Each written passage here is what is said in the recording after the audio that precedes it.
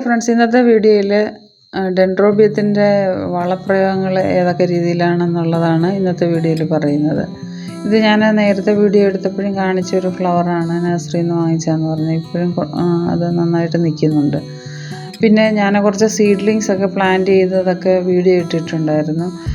അപ്പോഴേ അതൊക്കെ എങ്ങനെ വളർത്തണം എന്നൊക്കെയുള്ള ഞാനൊരു ബിഗിനറാണ്. എനിക്കധികം ഡെൻഡ്രോബിയം പ്ലാന്റ്സ് ഒന്നുമില്ല, ഓർക്കിഡ് പ്ലാന്റ്സേ ഇല്ല. എൻ്റെ കയ്യിൽ ആകെ ഉള്ളത് ഈ ഒരു നാടൻ വെറൈറ്റിയും പിന്നെ വേറൊരു വെറൈറ്റിയും ഉണ്ട്. അതും ഈ മഴയത്തൊക്കെ നിന്നാലും പൂവൊക്കെ പിടിക്കുന്നൊരു വെറൈറ്റിയാണ്. ഇതും എപ്പോഴും മഴയത്തൊക്കെ നിൽക്കുന്നത് തന്നെയാണ്. പൂവൊക്കെ നന്നായിട്ട് വരുന്നുണ്ട്, പക്ഷെ വലിയ സ്പൈക്കൊന്നും അല്ലെന്നേ ഉള്ളൂ. ഇതിന് പിന്നെ വലിയ കെയറൊന്നും വേണമെന്നില്ല. കുറച്ച് നമ്മൾ എന്തെങ്കിലുമൊക്കെ വളങ്ങളൊക്കെ കടലപ്പിണ്ണാക്ക് അത് ഒക്കെ കൊടുത്തു കഴിഞ്ഞാൽ, തേങ്ങാ വെള്ളം പുളിപ്പിച്ചൊക്കെ കൊടുത്താലും ഇതിന് ഫ്ലവർ വരികയൊക്കെ ചെയ്യും. ധാരാളം കിക്കീസൊക്കെ വരികയും ചെയ്യും. എന്നാലും നമ്മളിപ്പം നട്ടിരിക്കുന്ന ഈ സീഡ്ലിങ്സിലൊന്നും ആ ഒരു രീതിയിലുള്ള വളമൊന്നും കൊടുത്താലൊന്നും പ്ലാന്റ്സ് കയറി വരത്തില്ല. ഈ ഒരു സീഡ്ലിംഗ് ആണെങ്കിൽ സ്വല്പം വെയിലത്തായിരുന്നു, അതുകൊണ്ടാണ് അതിൻ്റെ ഇലയൊക്കെ ഒരു നിറവ്യത്യാസം വന്നത്. ഇതൊക്കെയാണ് ഡെവലപ്മെൻറ്റ്. പ്ലാന്റിനൊന്നും കുഴപ്പങ്ങളൊന്നും പറ്റിയിട്ടില്ല. ചിലതിൻ്റെയൊക്കെ ഇലയ്ക്ക് ഒരു ചെറിയ മഞ്ഞളിപ്പുണ്ട്. അത് എനിക്ക് തോന്നുന്നു ഭയങ്കരമായിട്ട് വെയിലത്ത് നിന്നിട്ടാണ്. ഇത് കുറച്ച് ഞാൻ നേരത്തെ സെയിൽ വീഡിയോ ഇട്ടിട്ടുണ്ടായിരുന്നു. ഒരു 120 റുപ്പീസിൻ്റെ ഓർക്കിഡിൻ്റെ ഫ്ലവറായ പ്ലാന്റ് നഴ്സറിയിൽ നിന്ന് അവർക്ക് പുതിയ സ്റ്റോക്ക് വന്നപ്പോൾ മാറ്റിയതാണിത്. അന്നേരം ഇത് ഒരു തവണ ഫ്ലവർ ആയതാണ്. ഈ ഇത്രയും റൂട്ട്സൊക്കെ അതിന് ഉണ്ട് താനും. അപ്പോൾ അത് സെയിലിനായിട്ട് എൻ്റെ കയ്യിൽ അവൈലബിളാണ്. 120 രൂപയാണ്. ഇതാണ് പ്ലാന്റ്. അപ്പോൾ നമ്മൾ ഈ സീഡ്ലിംഗ് വളർത്തുന്ന പോലെ അല്ല, ഇത് ഒരു തവണ ഫ്ലവർ ആയ പ്ലാന്റ് ആയതുകൊണ്ടാണെന്ന് നേരത്തെ ഞാൻ പറയുന്നത്.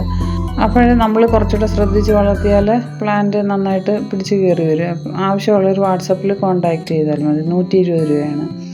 ഈ സീഡ്ലിങ്സൊക്കെ വളർത്തുമ്പോൾ നമ്മൾ കുറച്ച് ഫെർട്ടിലൈസറൊക്കെ ഒരു കൃത്യമായിട്ടുള്ള ഒരു അളവിൽ നോക്കുന്നത് നന്നായിരിക്കും. പ്ലാന്റ് നന്നായിട്ട് റൂട്ടും ഒക്കെ നല്ല ഡെവലപ്മെൻറ്റ് ഉണ്ടാകാൻ വേണ്ടി ഏതൊക്കെ ഫെർട്ടിലൈസറാണ് യൂസ് ചെയ്യുന്നതെന്ന് ഞാൻ പറയാം. നല്ലപോലെ റൂട്ട് കയറി വരണം, എന്നാലേ പ്ലാന്റിൽ നമ്മൾ ബാക്കി പിന്നെ കൊടുക്കുന്ന വളങ്ങളൊക്കെ പ്ലാന്റിന് നന്നായിട്ട് അബ്സോർവ് ചെയ്തെടുക്കാൻ പറ്റത്തുള്ളൂ. അതിനായിട്ട് നമ്മൾ ഏതൊക്കെ വളങ്ങളാണ് കൊടുക്കുന്നതെന്ന് നോക്കാം. ആദ്യമായിട്ട് തന്നെ നമ്മൾ എപ്സം സാൾട്ടാണ് ആദ്യമേ എടുക്കുന്നത്. ഓരോ കെമിക്കൽ ഫെർട്ടിലൈസർ നമ്മൾ കൊടുക്കുമ്പോൾ ഒരു 6-7 ദിവസത്തെ ഒരാഴ്ചത്തെ ഗ്യാപ്പൊക്കെ ഇട്ട് വേണം കൊടുക്കാൻ. എപ്സം സാൾട്ട് കൊടുക്കുന്നതിൻ്റെ ഗുണമെന്ന് പറഞ്ഞാൽ, ഇത് മഗ്നീഷ്യം സൾഫേറ്റ് എന്ന് പറയുന്ന ഘടകമാണ് ഇതിന് ഉള്ളത്. നമ്മൾ കൊടുക്കുന്ന മറ്റ് വളങ്ങൾ അബ്സോർവ് ചെയ്യാനുള്ള കഴിവ് പ്ലാന്റിന് കിട്ടാൻ വേണ്ടിയാണ് എപ്സം സോൾട്ട് കൊടുക്കുന്നത്. അത് നമ്മൾ ആ സ്പൂണിൽ, ഇത് ഒരു ഐസ്ക്രീമിൻ്റെ സ്പൂണാണ്, അതിൽ നമ്മളൊരു സ്വല്പം എടുത്താൽ മതി. ഇതൊരു പഞ്ചസാരയുടെ രീതിയിൽ ഇങ്ങനെ തരി പോലെ ഇരിക്കും. അതുകൊണ്ട് എപ്പോഴും ശ്രദ്ധിച്ച് അടച്ച് വേണം വെക്കാൻ, മാറ്റി വെക്കണം. ഇതൊരു ഐസ്ക്രീം സ്പൂണിൻ്റെ പോലുള്ള ഒരു സ്പൂണിലാണ് ഞാൻ എടുത്തത്. 1 ലിറ്റർ വെള്ളത്തിൽ ആ സ്പൂണിൻ്റെ പകുതി മാത്രം എടുത്താൽ മതി. പകുതിയിൽ കുറച്ചെടുക്കുന്നതായിരിക്കും നല്ലത്. സാധനം ഇച്ചിരി കുറഞ്ഞാലും കുഴപ്പമില്ലല്ലോ, ഇച്ചിരി കൂടിയാലാണ് പ്രശ്നമാകുന്നത്. അത് ആഴ്ചയിലൊരു ദിവസം നമ്മൾ കൊടുക്കണം. പിന്നെ അടുത്ത ആഴ്ച നമ്മൾ കൊടുക്കേണ്ടത് ഗ്രീൻ കെയറാണ്. NPK 30-10-10. നൈട്രജനാണ് ഈ സീഡ്ലിംഗ് പോലുള്ള പ്ലാന്റ്സിന് വളർച്ചയ്ക്ക് സഹായിക്കുന്ന ഘടകം.